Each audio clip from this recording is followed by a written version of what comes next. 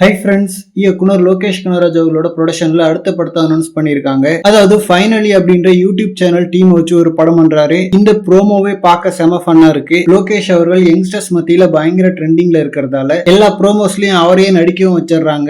ரீசெண்டா Benz announcement ப்ரோமோலயும் இருந்தாரு. இப்போ மிஸ்டர் பாரத் அப்படின்ற இந்த ஒரு அனௌன்ஸ்மெண்ட் ப்ரோமோல கிட்டத்தட்ட ஒரு கேங்ஸ்டர் மாதிரியே நடிச்சிருக்காரு. அண்ட் கிட்டத்தட்ட லியோ கிளைமேக்ஸ்ல வர்ற மாதிரியான அந்த ஒரு டேபிள்ல தான் உட்காந்துருக்காரு. அண்ட் இது ஒரு ஃபன்னான படம்ன்றதால எல்சிக்குள்ள வர்ற வாய்ப்பு இல்ல. பட் இதையும் எல்சிக்குள்ள கொண்டு வந்தா நல்லா தான் இருக்கும். பட் லோகேஷ் ப்ரொடியூஸ் பண்ணாலும் இப்போதைக்கு இது ஒரு தனி படமா ஒரு ராம்காம் ஜான்ரால தான் இருக்க போகுது. அண்ட் இந்த படத்தை லோகேஷ் அவர்களோட சேர்ந்து தளபதியோட மேனேஜர் ஜெகதீஷ் அவர்களும் ப்ரொடியூஸ் பண்றாரு. ஓகே ஃப்ரெண்ட்ஸ், எல்சிக்குள்ள வர வேண்டிய லியோ 2 தான் வராம போச்சு. அட்லீஸ்ட் லியோவை இனிமேல் வரப்போற எல்சி படங்களான ரோலக்ஸ், கைதி 2 எல்லாம் லிங்க் பண்ற மாதிரியான சீன்ஸையாவது என்ஜாய் பண்ண வேண்டியதான். பட் ஃபியூச்சர்ல சொல்ல முடியாது, லியோ 2 நடந்தாலும் நடக்கலாம். அண்ட் இந்த ப்ரோமோல லோகேஷோட ஆக்டிங் கொஞ்சம் இம்ப்ரூவ் ஆயிருக்கு. பட் ஆனா ஏன் எல்லா ப்ரோமோ வீடியோலயுமே பட்டன்லாம் அவுத்து விட்டுட்டு ஒரு ரோட் சைடு ரோமியோ வைப்லயே இருக்காரு. அண்ட் SK25லயே இவர் தான் வில்லனா பண்ண போறதா சொன்னாங்க. பட் ஆனா அதுக்கப்புறம் ஜெயம் ரவி ஆன்போர்ட் ஆயிட்டாரு. இருந்தாலும் கூடிய சீக்கிரமே லோகேஷ் கனகராஜ் ஆக்டிங் அவதாரத்துல பார்க்கலாம்னு நினைக்கிறேன். ஓகே ஃப்ரெண்ட்ஸ், இந்த மாதிரி ஹாட்டான அப்டேட்ஸ்க்கு நம்ம விஜய் ஃபோர்ட் சேனலை சப்ஸ்கிரைப் பண்ணுங்க.